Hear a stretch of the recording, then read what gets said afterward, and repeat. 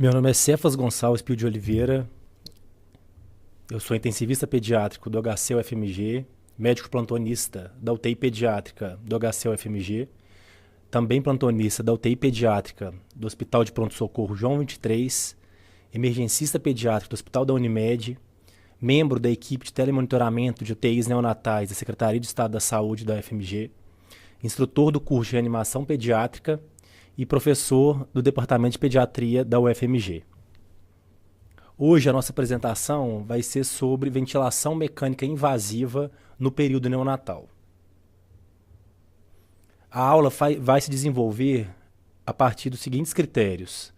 Introdução, que seria a ventilação mecânica invasiva, pesando os riscos e benefícios dessa modalidade ventilatória. As indicações e objetivos da ventilação mecânica invasiva. Os conceitos básicos de ventilação mecânica. Como a gente vai ajustar os parâmetros da ventilação mecânica invasiva, a ventilação mandatória intermitente, variando, a gente descobrindo como a gente vai ventilar essa criança nas diferentes situações patológicas, os ajustes após a ventilação mecânica inicial, quando o recém-nascido melhora ou quando o recém-nascido não melhora, o desmame de ventilação e, por último, a extubação. Então, a gente sabe que o avanço do suporte respiratório e a difusão desse uso sufoctante nas UTIs neonatais foi o principal que possibilitou, na verdade, o melhor manejo desses recém-nascidos e, consequente, um aumento na sobrevida. Cada vez mais, a gente tem mais recém-nascidos prematuros nas nossas UTIs neonatais. Apesar dos avanços desses modos de ventilação, que seria a ventilação oscilatória de alta frequência, o ECMO e até aquele tipo de ventilação não invasiva NAVA, em neonatologia, a estratégia ventilatória ainda mais utilizada é a ventilação mandatória intermitente. Nessa figura, nós temos ilustrados as várias fases de desenvolvimento pulmonar de um recém-nascido. Desde a fase de embrião, variando entre 2 a 16 semanas, até a fase alveolar. Esses recém-nascidos prematuros, eles nascendo entre 24 e 36 semanas de idade gestacional, a formação desses alvéolos vão estar na fase sacular, que é uma fase anterior à fase alveolar. E nós sabemos que o desenvolvimento pulmonar de uma criança, ele só vai se dar completo aos 7 anos de idade. Então, nesse período, mesmo que a criança fique em ventilação mecânica invasiva, tenha alguma doença pulmonar com sequela pulmonar ou uma doença pulmonar crônica, ele pode ter uma recuperação total da função pulmonar aos 7 anos de idade. As principais indicações e objetivos da ventilação mecânica invasiva são minimizar o trabalho respiratório do recém-nascido. E dessa forma a gente vai garantir uma oxigenação e uma ventilação adequadas. Sempre lembrando de causar o mínimo de dano pulmonar. A gente sempre tem que pensar em ventilação e a gente pensar em lesão pulmonar. Claro, porque na verdade não é um processo fisiológico. Quando a gente coloca um recém-nascido numa ventilação com pressão positiva, a gente está causando barotrauma, está causando biotrauma, está causando volutrauma. Então a gente sempre tem que pensar em minimizar esse dano pulmonar. Não existem critérios universais para a gente indicar a ventilação mecânica.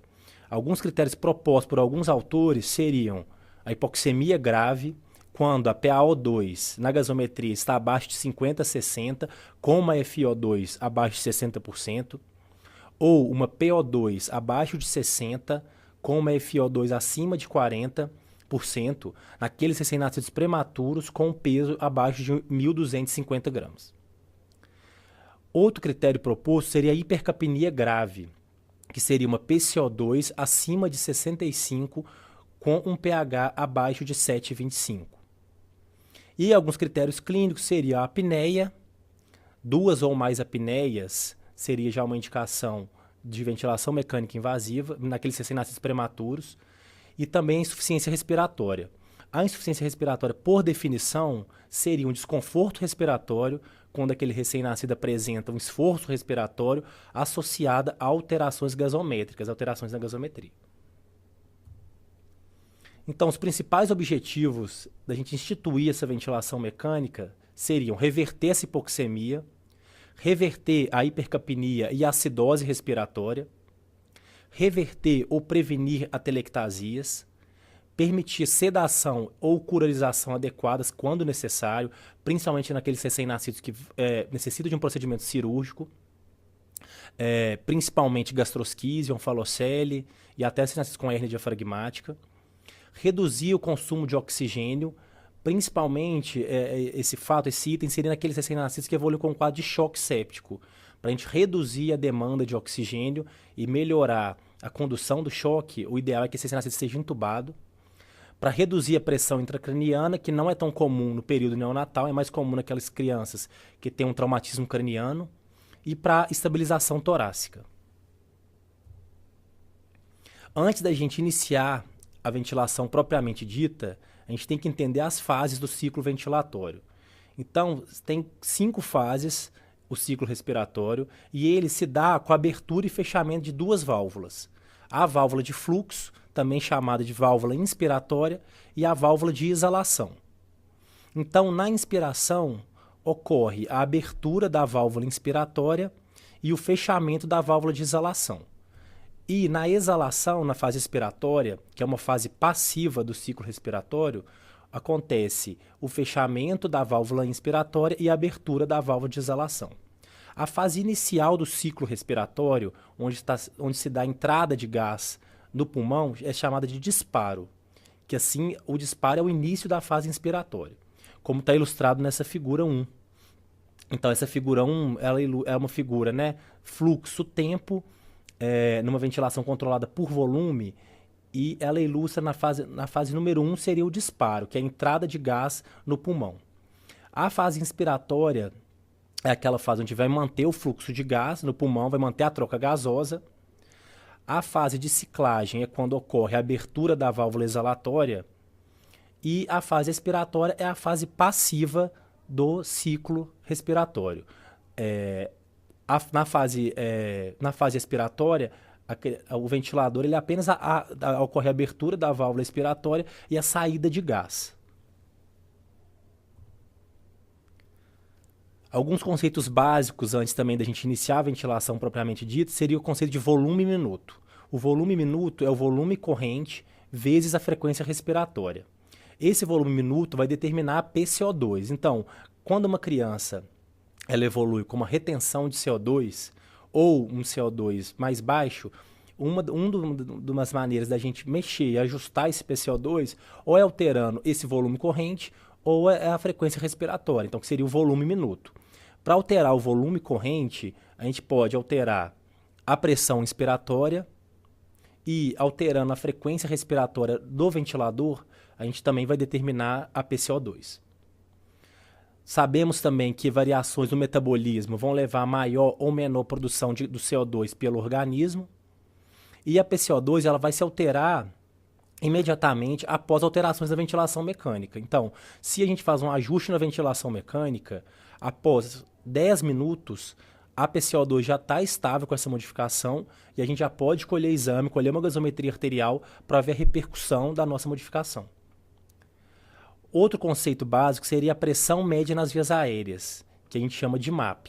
Então, que seria uma forma de a gente aumentar a oxigenação além do aumento da FiO2. Essa MAP seria a média da pressão fornecida durante todo o ciclo respiratório. E os fatores que vão alterar essa pressão média seria aumento na pressão de pico, aumento do volume corrente, aumento do tempo inspiratório, aumento da PEP, aumento da relação INS-ES, aumento da frequência respiratória com aumento da relação INS-ES. Então, se a gente alterar todos esses fatores vão alterar a MAP e, consequentemente, vão melhorar a oxigenação. Outro conceito bastante importante e que tem que ser entendido é o conceito de constante de tempo, que é o produto da resistência versus a complacência, que pode ser entendido como a frequência com que os pulmões insuflam e desinsuflam. Vai ser o tempo necessário para que ocorra o equilíbrio de pressões na via aérea nos pulmões e para que ocorram essas trocas gasosas. Esse conceito de constante de tempo, ele tanto vale para a inspiração quanto para a expiração. Num recém-nascido normal, uma constante de tempo é de 0,15 segundos. Com uma constante de tempo, você tem um equilíbrio de gases na via aérea superior e nos pulmões de 63%. Com 3 constantes de tempo, a gente tem um equilíbrio de via aérea de 95%. E com 5 constantes de tempo, esse equilíbrio, a gente tem um equilíbrio de 99%. Então, o tempo inspiratório, ele não é escolhido aleatoriamente, ele é escolhido com base nas constantes de tempo, que é entre 3 a 5 constantes de tempo, é o tempo inspiratório definido. Claro que esse tempo inspiratório, ele vai variar de acordo com a doença que a criança apresenta. Então, se a criança tem uma doença com complacência reduzida, o exemplo seria a doença da membrana hialina, ele vai ter um tempo. A gente pode definir como a complacência é reduzida, a constante de tempo vai ser menor. Então, o tempo para que ocorra esse equilíbrio de gases, de pressão nas vias aéreas, é menor quando a criança tem uma doença com uma complacência reduzida. Se ela tem uma doença com uma resistência aumentada, que um dos exemplos em crianças maiores seria bronquiolite ou até a asma, a gente vai ter que ter uma constante de tempo maior, porque a resistência está aumentada, o tempo para que ocorra esse equilíbrio é maior. Depois dessas definições básicas, né, de princípios básicos de ventilação, a gente tem que pensar como a gente vai ajustar essa ventilação mecânica. Então, antes da gente entubar o recém-nascido e a gente estabelecer a ventilação, a gente tem que pensar em 3 doenças básicas. A primeira seria a redução da complacência pulmonar. Como exemplos, nós temos a síndrome de desconforto respiratório, que seria a doença da membrana hialina, pneumonias, atelectasias, edema e hemorragia alveolar e hipoplasia pulmonar, ou seja, doenças do parênquima pulmonar que alteram a complacência. A segunda situação seria o aumento da resistência das vias aéreas. Como principal exemplo, a gente tem a síndrome de aspiração de mecônio, a síndrome do pulmão úmido ou a taquipneia transitória do recém-nascido, a displasia broncopulmonar, né, que é a doença pulmonar crônica, e a presença de secreção em vias aéreas e edema intersticial, também congestão pulmonar, como por exemplo numa insuficiência cardíaca descompensada. E a terceira situação, para a gente ajustar a ventilação mecânica, seria quando o recém-nascido ele tem alterações no controle da respiração, ou a nível da musculatura, né, musculatura respiratória, ou no nível do sistema nervoso central. Então, como exemplos, a apneia da prematuridade, uma encefalopatia hipoxisquêmica, um recém-nascido que teve um sofrimento fetal agudo, alguma medicação depressora do sistema nervoso central e também malformações neurológicas.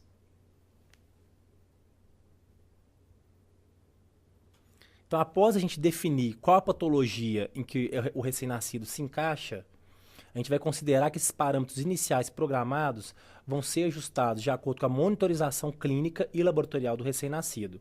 Então, nós vamos avaliar a clínica, vamos avaliar a oxigenação, a ventilação e a adaptação à ventilação mecânica, que seria a sincronia com o respirador.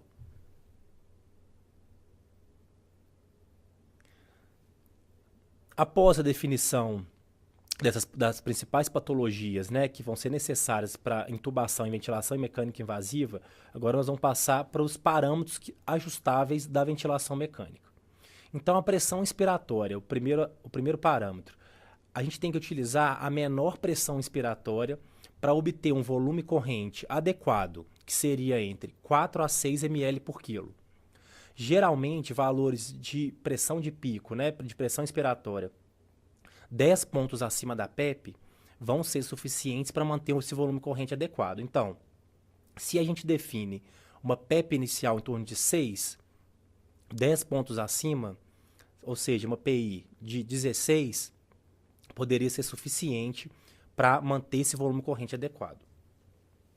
Então, a pressão inspiratória mínima e adequada na avaliação clínica é aquela que vai promover uma amplitude de movimento torácico cerca de 0,5 centímetro em nível do terço médio do externo, ou volume corrente entre 4 a 6 ml por quilo.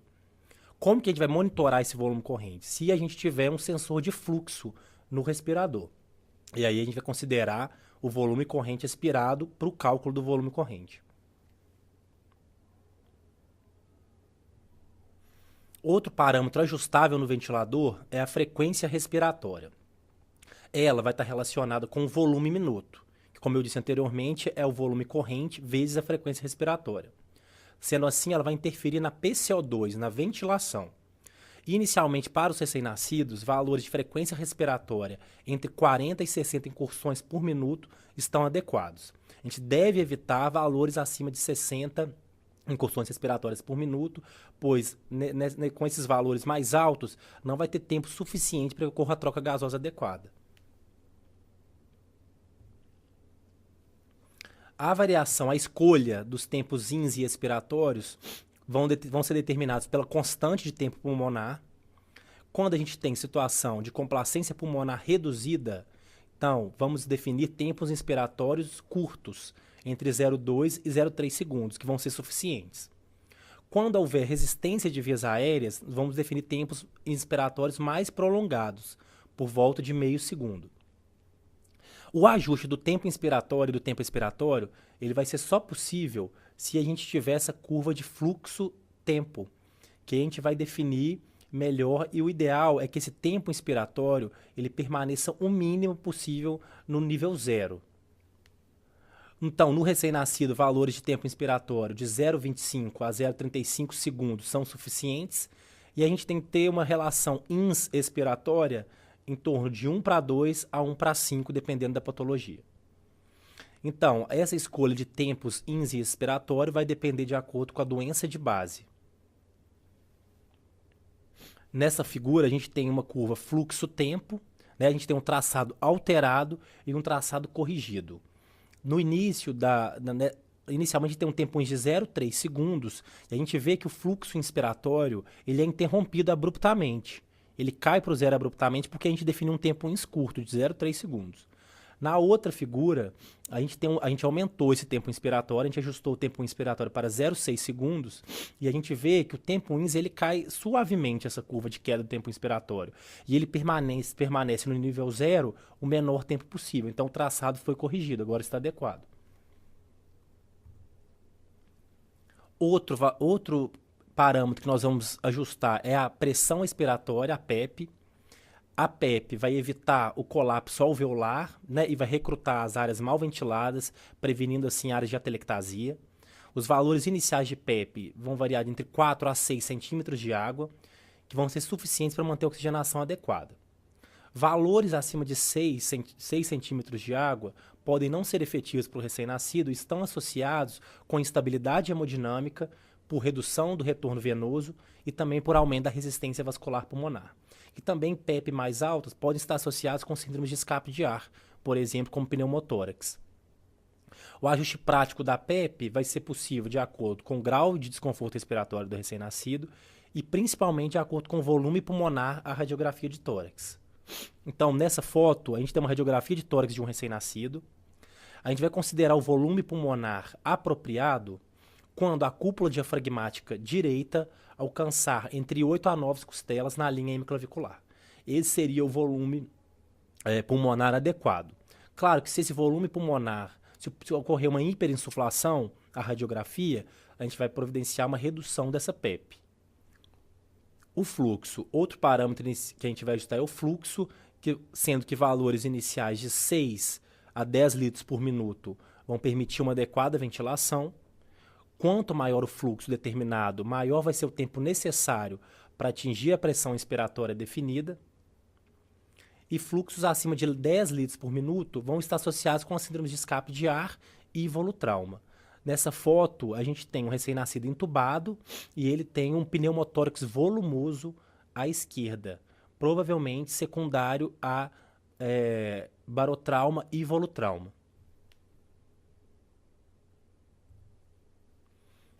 E o último parâmetro seria a fração inspirada de O2, que a gente vai definir essa fração inspirada de oxigênio para manter os menores valores para uma saturimetria adequada, sendo que a gente tem que evitar a hiperóxia. Então, para os recém-nascidos prematuros, a gente sabe que quanto maior a FiO2, ela está associada com retinopatia da prematuridade e também com dano pulmonar. Então, a gente mantém uma saturação adequada em torno de 90 a 94% para os recém-nascidos prematuros, para evitar lesão pulmonar e também lesão na retina. Então, após a intubação, a definição dos parâmetros iniciais da ventilação, nós vamos solicitar uma gasometria arterial para esse recém-nascido. E aí a gente vai pensar, a gente deve evitar hiperóxia e hipocapnia para reduzir os danos aos pulmões imaturos do recém-nascido. Então, para o recém-nascido prematuro, uma das definições propostas seria uma PO2 entre 50 e 60 milímetros de mercúrio, a PCO2 entre 50 e 55 milímetros de mercúrio e a saturação em torno de 88 a 92%. Alguns autores recomendam de 88 a 94%. Para o recém-nascido termo, a gente vai definir uma PaO2 entre 50 e 70, uma PCO2 entre 45 a 55 milímetros de mercúrio e a saturação entre 92 a 95%. Então, após a realização da gasometria arterial e o ajuste desses parâmetros, nós vamos falar agora sobre os tipos de ventiladores. Nas maiorias das UTIs neonatais, a gente vai ter o ventilador convencional, que são aqueles ventiladores ciclados a tempo, limitados por pressão e de fluxo contínuo. Quando a gente fala que esse respirador tem fluxo contínuo, significa que ele tem um fluxo constante de gás passando pelo tubo, mesmo durante a expiração. Esses gases eles são misturados num blender, né, na FiO2, vão passar por um fluxômetro, vão ser aquecidos, umidificados e levados ao paciente. A frequência que a gente define no respirador, que vai ser a frequência respiratória, ela é obtida por oclusões intermitentes na parte distal da válvula de exalação. Esses níveis de PI e os níveis de PEP vão ser obtidos por oclusão da válvula de exalação, o que a gente vai conseguir ajustando os botões de controle do respirador específico para cada um deles. A frequência e o tempo inspiratório vão ser controlados por um timer. Então, esse tipo de respirador, a gente tem que lembrar que ele sempre vai ter um fluxo de gás para o paciente. Ou seja, como ele tem um fluxo sempre contínuo de gás, ele pode permitir algumas respirações do recém-nascido. Mas, ao mesmo tempo, ele está associado a maior assincronia do que os outros tipos de ventiladores. Então, quais seriam as vantagens dos respiradores convencionais, como o Inter 3, né, o Internel? O recém-nascido ele pode continuar respirando espontaneamente entre os ciclos do respirador, já que tem esse fluxo contínuo de gases, né, que é a IMV. Os fluxos inspiratório e expiratório podem ser independentemente controlados. E esse sistema é relativamente simples e barato e de fácil manuseio. As desvantagens desse tipo de ventilador, que o volume corrente é pouco controlado, a gente não tem muita informação sobre o volume corrente, não é sincronizado com o recém-nascido e não responde a mudanças na complacência. Ele não tem sistema de compensação de um volume corrente. Outros tipos de ventiladores, né, que vão permitir outros tipos de ventilação, inclusive o tipo de ventilação sincronizada, que seria o SINV. As vantagens de sincronizar com a respiração do recém-nascido é que reduz o desconforto respiratório do paciente, vai diminuir a necessidade de uso de análogo sedação e vai facilitar o desmame. Alguns estudos randomizados têm demonstrado que essa modalidade de ventilação diminui a incidência de barotrauma e do tempo de ventilação. Na verdade, essa redução da incidência de barotrauma e até de síndrome de escape de ar é porque o ventilador convencional, ele, como eu já disse anteriormente, ele não ajusta, tem ajuste para a redução de complacência pulmonar.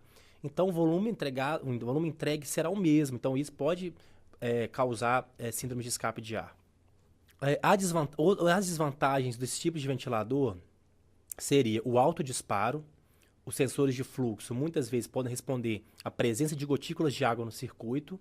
E o preço é uma desvantagem, mas nem tanto uma desvantagem. Mas assim, avaliar se seria benefício mesmo em relação ao ventilador convencional. Esses ventiladores de fluxo contínuo, eles vão fornecer uma modalidade ventilatória que é a ventilação mandatória intermitente, né, que é dada nesses ventiladores de fluxo contínuo, ciclados a tempo e limitados à pressão. Então, é uma forma de ventilação assistido controlada, na qual o respirador mantém um fluxo contínuo de gases pré-determinado numa determinada frequência por minuto. O volume corrente varia de acordo com a PI e com os fluxos pré-determinados, com a complacência e a resistência pulmonar e a resistência do tubo. Então, os aparelhos de fluxo contínuo, ciclados a tempo e limitados à pressão, eles vão fornecer um tipo de modalidade ventilatória que é a ventilação mandatória intermitente, que vai ser um tipo de ventilação assistido controlado, no qual o respirador vai manter um fluxo contínuo de gás, né, pelo tubo endotraqueal a uma determinada frequência por minuto. Esse volume corrente vai variar de acordo com a pressão inspiratória e com os fluxos pré-determinados, com a complacência e com a resistência pulmonar, né, que seria com a doença de base do recém-nascido, e com a resistência do tubo orotraqueal.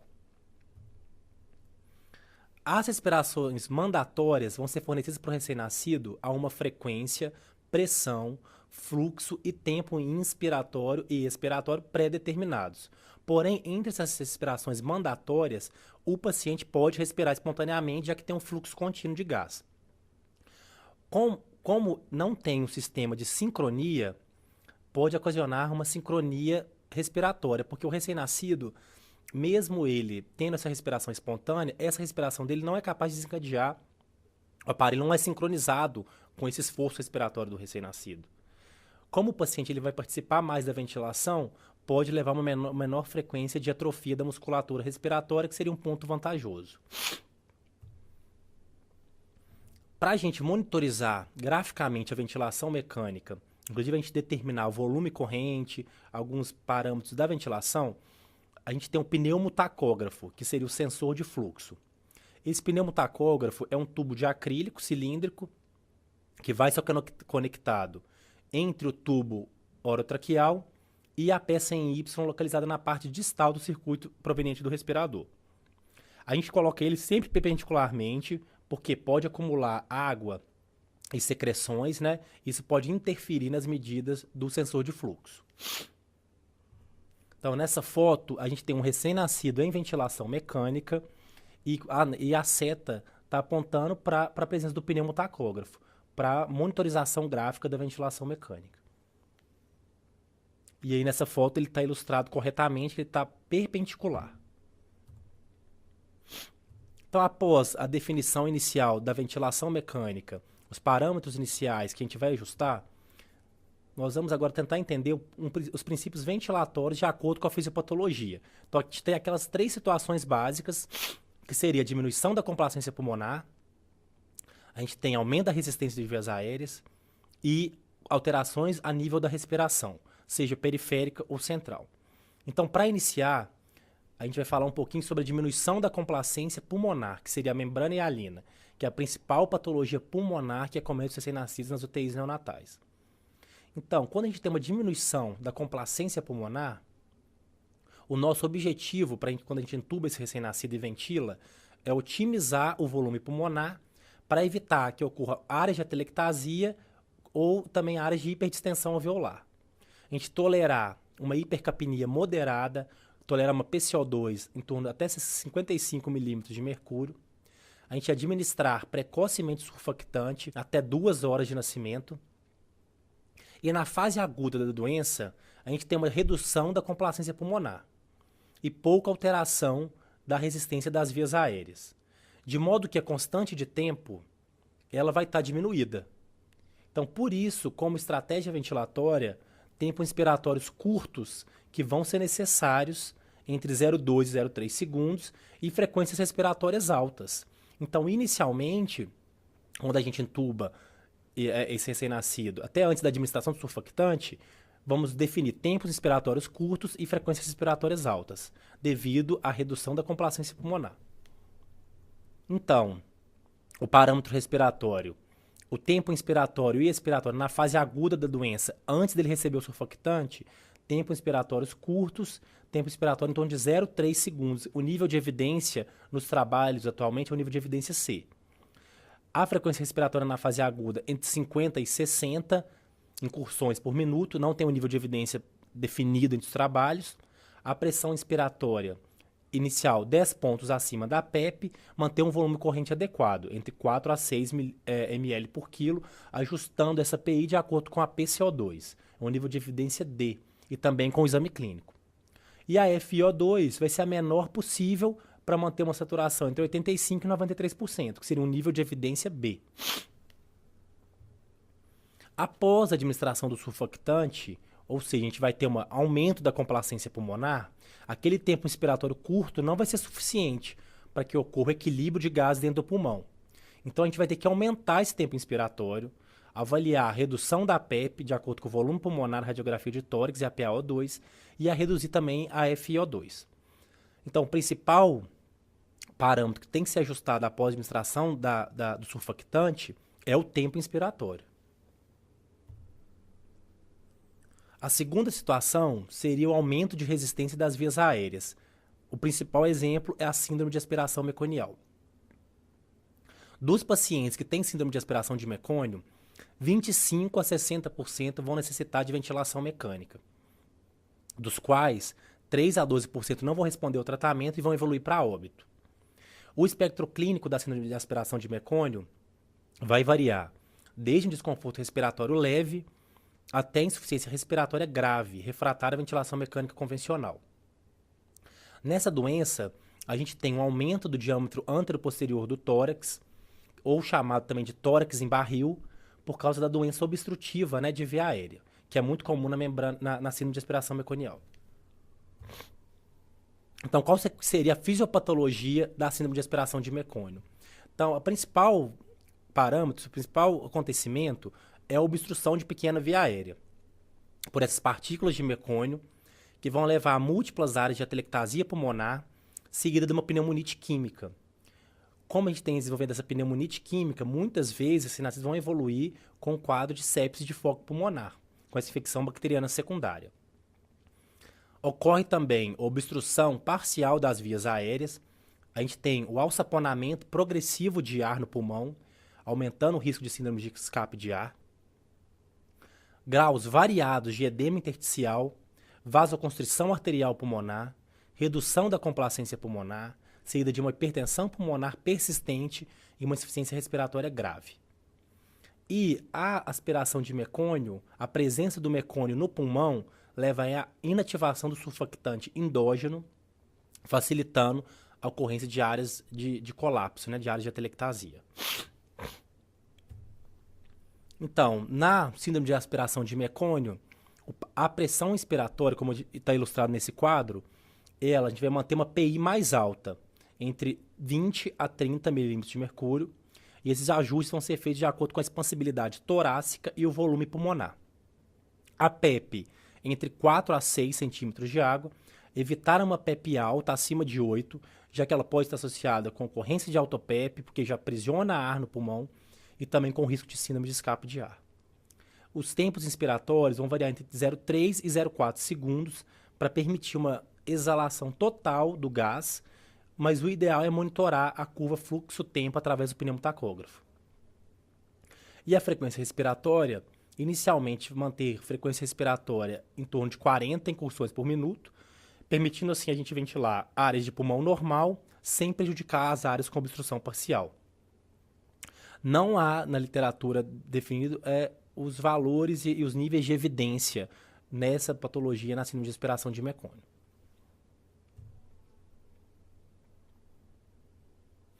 Então, após nas doenças que nós temos alteração a nível central da respiração, nós vamos definir uma ventilação basal, igual com os parâmetros, uma pressão inspiratória 10 pontos acima da PEP, uma PEP inicial entre 4 a 6, uma frequência respiratória entre 40 e 60 e o tempo inspiratório entre 0,25 e 0,35 segundos, de acordo com a fisiopatologia. Após os ajustes dos parâmetros iniciais e a gente conectar o recém-nascido ao respirador, vamos solicitar uma radiografia de tórax e a gasometria arterial. A análise da gasometria arterial aliada ao exame físico cuidadoso vai guiar as mudanças nos parâmetros ventilatórios. Procurar manter um pH arterial acima de 7,20 e 7,25, evitar hiperóxia e manter uma PCO2 entre 40 e 55. Caso, após os ajustes dos parâmetros iniciais, o recém-nascido não melhora, por aumento do trabalho respiratório, vamos ter que verificar o DOP. Essa sigla mnemônica, ela significa deslocamento e obstrução do tubo, síndrome de escape de ar, pneumotórax e funcionamento do ventilador e as válvulas liberadoras de gás. Então, se ele não está melhorando, nós vamos checar. O respirador está funcionando adequadamente? O tubo do recém-nascido deslocou? O tubo dele está obstruído por secreção? Ou se esse recém-nascido evoluiu com pneumotórax devido a barotrauma ou um volutrauma. Se ele ainda tem um aumento do trabalho respiratório, vamos verificar a sincronia. Esse recém-nascido está bem adaptado a essa ventilação, a esse modo ventilatório? E assim eu posso até avaliar o uso da ventilação no modo SINV. Outro parâmetro a ser avaliado quando o recém-nascido está com aumento do trabalho respiratório e na ventilação mecânica seria, ele está com uma analgosedação inadequada? Então, inicialmente, para todo recém-nascido em ventilação, a gente tem que prover um ambiente calmo e propício para a assistência do recém-nascido. Então, a gente tem que adotar medidas não farmacológicas, ou seja, um ambiente silencioso, um ambiente com uma luminosidade adequada, um ambiente sem muitos ruídos. E, se for necessário, também adotar medidas farmacológicas. Avaliar o uso de analgésico, do fentanil e do sedativo do midazolam, que são os principais utilizados na UTI neonatal. Se o recém-nascido não melhora por uma hipoxemia, se a PaO2 dele está abaixo de 50 milímetros de mercúrio, vamos verificar o DOP novamente, vamos aumentar inicialmente a FiO2, evitando valores acima de 60%. Avaliar se a PEP está adequada através da radiografia de tórax, lembrando de contar 8 a 9 costelas posteriores, né, a nível da cúpula diafragmática direita, evitar a PEP acima de 8, que está associada a comprometimento hemodinâmico por diminuição do retorno venoso e síndrome de escape de ar. Se não houver melhora com verificando DOP, verificando a FiO2 e a PEP, aumentar um tempo INS até no máximo de 0,6, que o ideal é avaliar através da curva de fluxo-tempo. Todas essas medidas de aumentar a FiO2, aumentar a PEP e aumentar o tempo INS, com isso a gente vai estar aumentando a pressão média de via aérea. E aí, com isso, a gente tenta aumentar a oxigenação. Se ele não melhora, vamos tentar descartar hipertensão pulmonar e a presença de canal arterial. E outras também cardiopatias cianogênicas. Se o recém-nascido não melhora por hipercapnia, se a PaCO2 mantém acima de 60 milímetros de mercúrio, vamos novamente verificar o DOP, vamos verificar se há presença de secreção, né, de semiobstrução no tubo, vamos aumentar essa frequência respiratória um pouco, evitando valores acima de 60. Na verdade, se a PaCO2 está adequada, onde a gente tem que ajustar seria nos parâmetros na ventilação. Ou seja, a gente tem que ajustar o volume minuto, ou ajustando a frequência, ou ajustando o volume corrente. Pode tentar aumentar também a PI em 2 pontos e solicitar uma gasometria entre 10 a 30 minutos após esse ajuste. Caso o recém-nascido melhora após a intubação e a ventilação mecânica. Então, se ele está evoluindo com uma hiperóxia, que seria uma saturação para alguns autores acima de 93, para outros acima de 95, e se a FiO2 está acima de 70%. Vamos afastar a hiperventilação, reduzir a FiO2, reduzir a PEP e reduzir a pressão inspiratória. Sempre pensando-se em prevenir a lesão pulmonar por hiperóxia. Então, um estudo atual de 2012 com ratos mostrou que a hiperóxia ela leva à quebra da superfície epitelial pulmonar, com aumento da permeabilidade capilar e infiltrado inflamatório difuso.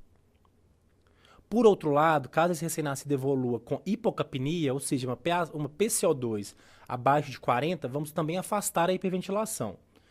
Reduzir a PI para manter um volume corrente e a expansibilidade adequada. E também reduzir essa frequência respiratória.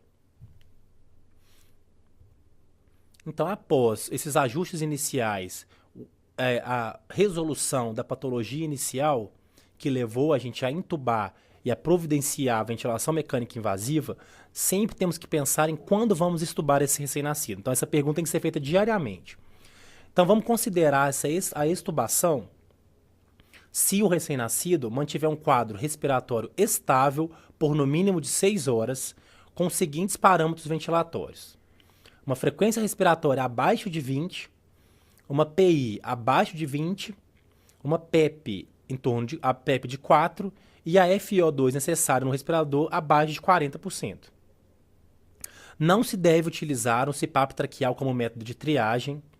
Nos recém-nascidos prematuros com peso inferior a 1.000 gramas, a gente iniciar a cafeína entre o terceiro e quinto dia de vida para que a gente evite episódios de apneia após a extubação. E também avaliar o uso de dexametasona, se o tempo de ventilação foi superior a 2 semanas e se ele teve falha prévia de extubação. A dose recomendada da dexametasona é de 0,1 mg por quilo de 8 em 8 horas, mantendo no máximo de 48 a 72 horas. Alguns autores recomendam uma dose menor, ao invés de ser 0,1 mg por quilo, uma dose de 0,05 mg por quilo de dexametasona pelo mesmo período, de 48 a 72 horas. Então, quando a gente pensa em extubar esse recém-nascido, a gente vai fazer esse desmame da ventilação mecânica. O sucesso de extubação nos recém-nascidos abaixo de 1.000 gramas é entre 60% e 73%. A principal falha de extubação seria a ocorrência de atelectasias. E nós sabemos que quando a gente vai extubar o recém-nascido, a gente quer que esse procedimento tenha sucesso, porque a reintubação é um procedimento traumático, não desejável e tem vários riscos inerentes ao procedimento. Lembrando também que para a família, um processo de reintubação é muito doloroso. Então, o desmame seria a redução gradual da ventilação mecânica até que esses parâmetros se encontrem os mínimos fisiológicos para suspender o suporte ventilatório. Os modos de desmame, a gente tem que preferir, né, o modo de SIMV, o SIMV, porque cada esforço do recém-nascido vai ser assistido. Então, tanto o SIMV quanto a pressão de suporte podem ser utilizados no recém-nascido para o desmame da ventilação mecânica. Outras estratégias também que vão ser utilizadas para o desmame da ventilação é a hipercapnia permissiva, tolerância até uma PCO2 em torno de 55, e também uma hipoxemia permissiva. Tem um estudo BUS, que na verdade é um estudo atual, Benefit of Oxygen Saturation Target, ou seja, o alvo de saturação de oxigênio adequado. Então, nos recém-nascidos com uma saturação-alvo de entre 95% e 98%, permaneceram mais dependentes de oxigênio com 36 semanas de idade corrigida e maior necessidade de uso de oxigênio domiciliar. Mas não houve benefício no crescimento desse recém-nascido nem do desenvolvimento neurológico, quando comparado naqueles recém-nascidos que a gente tolerava uma saturação menor, entre 91% e 94%. Então, sempre tentar evitar essa hiperóxia. Outra estratégia para o desmame é o uso da cafeína nos primeiros 10 dias de vida, naqueles recém-nascidos com peso abaixo de 1.000 a abaixo de 1.250, de acordo com cada serviço. O uso de corticoide para o desmame da ventilação não tem consenso. Ele é utilizado apenas nos casos de doença pulmonar crônica grave, né, das displasias pulmonares, aquele curso de dexametasona, um curso curto. Os diuréticos também para o desmame não tem estudo randomizado controlado. Evitar seu uso crônico, o diurético tem um papel na doença, na displasia broncopulmonar. E também a fisioterapia respiratória para o desmame não tem indicação, tem aumento das taxas de hemorragia peri-intraventricular. E também é uma utilidade questionável para prevenir atelectasias. O teste de respiração espontânea em recém-nascido, como é feito em adultos e crianças maiores, não tem indicação. Então a gente vai tentar fazer o desmame desse recém-nascido no modo de SIMV ou pressão de suporte, e se ele estiver com estabilidade clínica em todos os aspectos, hemodinâmica, respiratória, infecciosa, nós vamos evoluir para a extubação. Os principais fatores de risco para falha de extubação seriam uma idade gestacional abaixo de 26 semanas, uma ventilação mecânica acima de 10 a 14 dias, se ele já teve uma história prévia de falha de extubação, com múltiplas reintubações, se ele é portador de doença pulmonar crônica, se a gente decidiu extubar esse recém-nascido com parâmetros altos de ventilação, com alta FiO2, e se ele tem um canal arterial com repercussão hemodinâmica. Então, após esse desmame da ventilação mecânica, lembrando-se desses fatores de risco para a falha de extubação, a gente vai providenciar a extubação do recém-nascido, lembrando do benefício da ventilação não invasiva, principalmente, né, da ventilação modo IMV, da ventilação não invasiva nesses recém-nascidos, para evitar a falha de extubação, principalmente nesses recém-nascidos prematuros. Então aqui estão as referências bibliográficas dessa aula. Obrigado.